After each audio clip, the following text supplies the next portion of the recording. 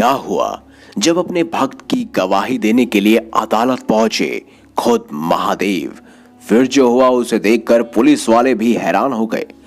हर हर महादेव। दोस्तों, ये सच्ची घटना है वृंदावन की।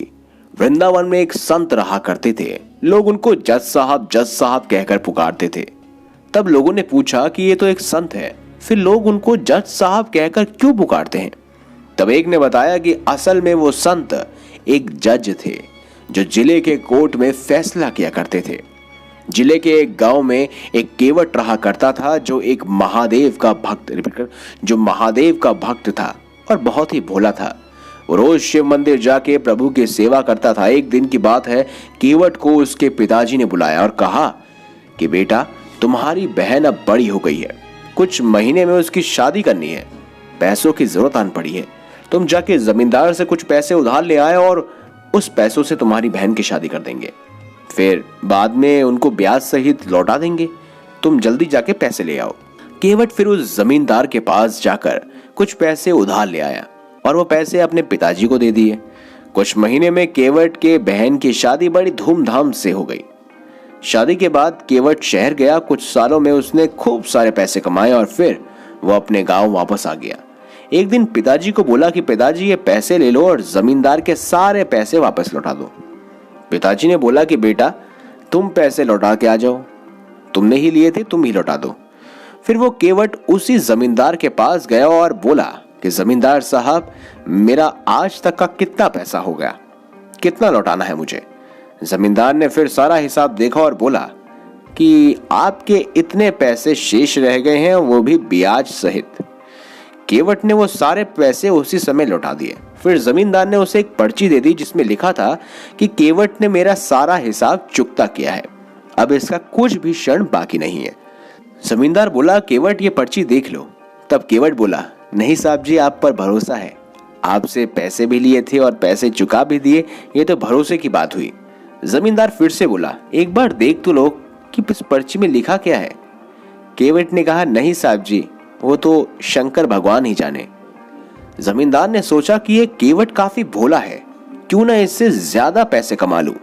फिर जमींदार ने दूसरी एक पर्ची निकाली और उसमें लिख दिया कि केवट ने मेरे पैसे अब तक नहीं लौटाए हैं, और पहली वाली पर्ची एक पुस्तक में रख दी। अब दूसरे दिन जमींदार ने केवट के घर पर एक पर्ची भेज दी जिसमें लिखा था कि अगर मेरे सारे पैसे नहीं लौटाए तो मैं कोर्ट में केस कर दूंगा। ये देख के केवट और उसके पिताजी घबरा गए। वो समझ गए कि जमींदार उनको फंसाने की कोशिश कर रहा है। वो लोग अपनी जिद पर अड़ रहे और उन्होंने सारा पैसा लौटा दिया है, वो ये मानते रहे। कुछ दिन बाद जमींदार ने केवट के ऊपर जिले के कोर्ट में केस कर दिया। कुछ दिन बाद केवट को कोर्ट से समन्स आ गया। अब तो केवट को कोर्ट में हाजिर होना ही था।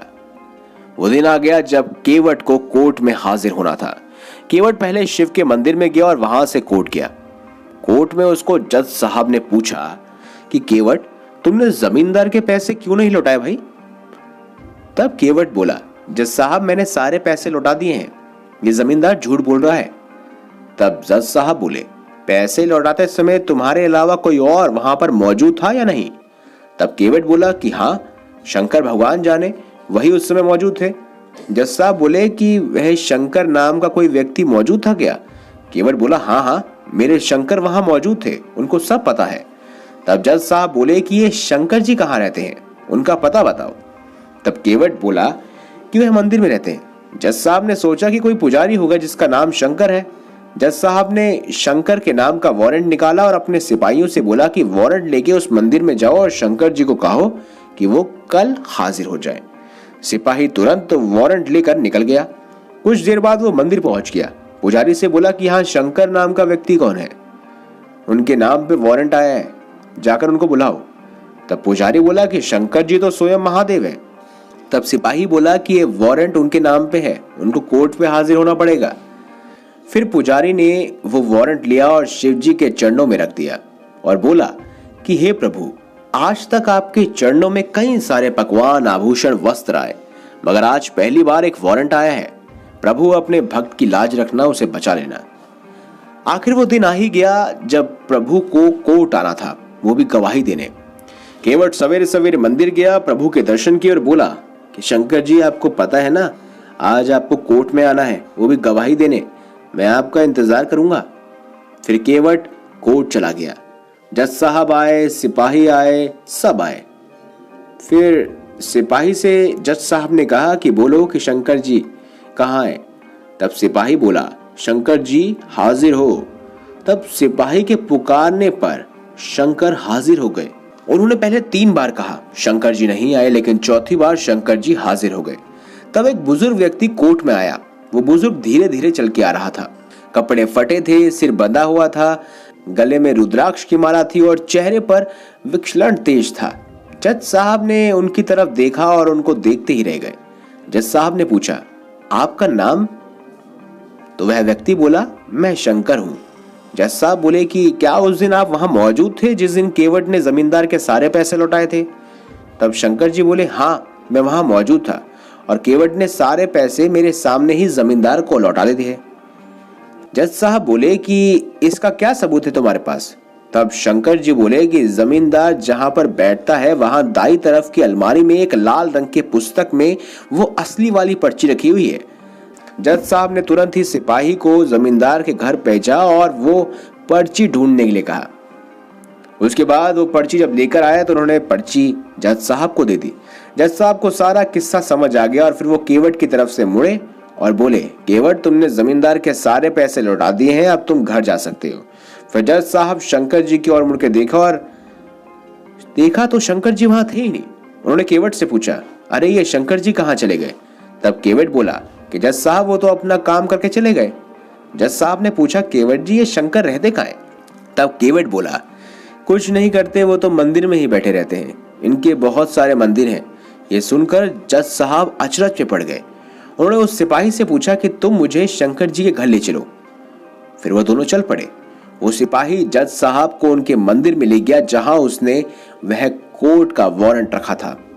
जज साहब ने देखा कि एक पुजारी उस मंदिर में मौजूद है। उन्होंने उससे पूछा कि यहाँ शंकर जी कहाँ हैं? तब वो पुजारी बोला कि साहब, जो सामने आपको दिख रहे हैं ना, स्वयं शिव शंभो भोलेनाथ, वही शंकर जी हैं। जज साहब ने देखा तो वो सदमे में आ गए। देखा कि वह मूर्ति उस बुजुर्ग व्यक्ति की तरह दिख रही है जो आज आया था। यह देखकर जज साहब रोने लगे। वो रोते रोते अपने कोर्ट में आ गए और अपने आप को एक कमरे में बंद कर लिया। दूसरे दिन जज साहब ने अपना इस्तीफा दिया और जब उनसे पूछा गया तो बोले कि जिसकी अदालत में एक दिन सबको जाना है, वो पालनहार आज मेरी अदालत में आए थे और मैं बैठा रहा, वो खड़े थे। मैंने बहुत बड़ी भूल कर दी, उनको पहचान तक नहीं पाया। लोगों के जीवन का फैसला करने वाले को ही आज मैं फैसला सुना रहा था। दोस्तों, जानते हो, आज भी वो जज साहब वृंदावन की गलियों में घूमते नजर आते हैं। हर रोज वो प्रभु के दर्शन मंदिर के बाहर ही करते हैं और वहीं खड़े रहते हैं। दोस्तों, अगर आपको हमारी ये खास जानकारी, ये वीडियो अच्छी लगी हो तो इस वीडियो को लाइक करें, हमारे चैनल को सब्सक्राइब करें और ज्यादा से ज्यादा शेयर अवश्य करें।